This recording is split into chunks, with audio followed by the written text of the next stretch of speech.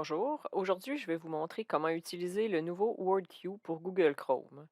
Il comporte relativement les mêmes fonctions que WordQ, mais il fonctionne seulement sur le navigateur Chrome. Vous pouvez vous le procurer pour 57 $ pour un an et il y a une version d'essai de 14 jours que vous pouvez utiliser pour voir si ce logiciel vous convient. Pour le télécharger, vous pouvez vous rendre sur le site de Matemo, aller sur l'onglet Lecture, WordQ pour Chrome et Essai gratuit. Remplissez le court formulaire et vous aurez un lien pour ouvrir l'application et un code pour l'activer. Une fois l'application activée, vous pourrez l'utiliser sur n'importe quel poste en utilisant le lien de téléchargement qui vous a été envoyé. Lorsque vous allez ouvrir le lien de téléchargement, vous allez avoir le choix entre activer la licence. Donc là, vous allez entrer votre code ou vous pouvez aussi l'acheter par la suite là, après votre version d'essai. L'utilisation est assez similaire à la version de bureau de WordQ, mais il y a en plus une boîte pour rédiger du texte. Vous avez donc le choix entre ouvrir un document Word ou un PDF existant ou de rédiger un texte directement. Pour ouvrir un document, vous devez choisir en haut entre Doc et PDF. Je vais ouvrir un PDF pour la démonstration en allant dans Fichier, Ouvrir. Une fois le document ouvert, il est possible de le faire lire en sélectionnant le texte à lire et en appuyant sur l'icône de lecture à haute voix. Dans une femme, récit publié en 1988 retraçant la vie de sa mère, Annie Ernaux affirme « Ceci n'est pas une biographie ni un roman naturel ». Vous pouvez toujours aller dans les paramètres sur la petite roue ici, si vous voulez changer la langue ou la voix de la rétroaction vocale. Donc, vous avez un choix ici de voix de Google. Pour rédiger un texte, vous pouvez aller sur Doc.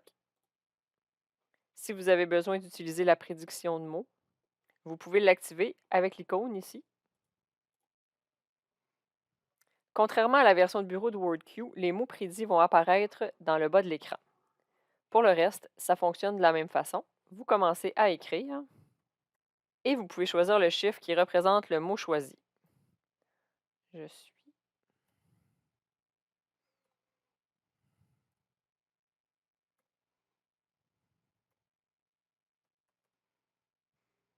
Vous pouvez activer la lecture au fur et à mesure avec le petit haut-parleur ici.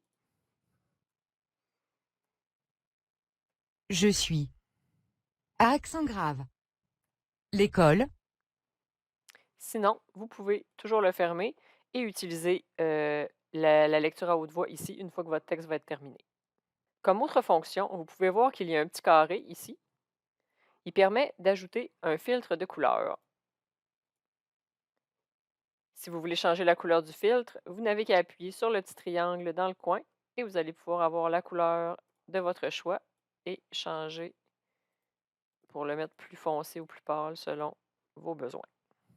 Sinon, vous pouvez toujours changer la mise en page du texte avec les fonctions qu'il y a ici et vous avez aussi dans format différentes fonctions que vous pouvez utiliser. Vous pouvez aussi surligner le texte avec la couleur de votre choix.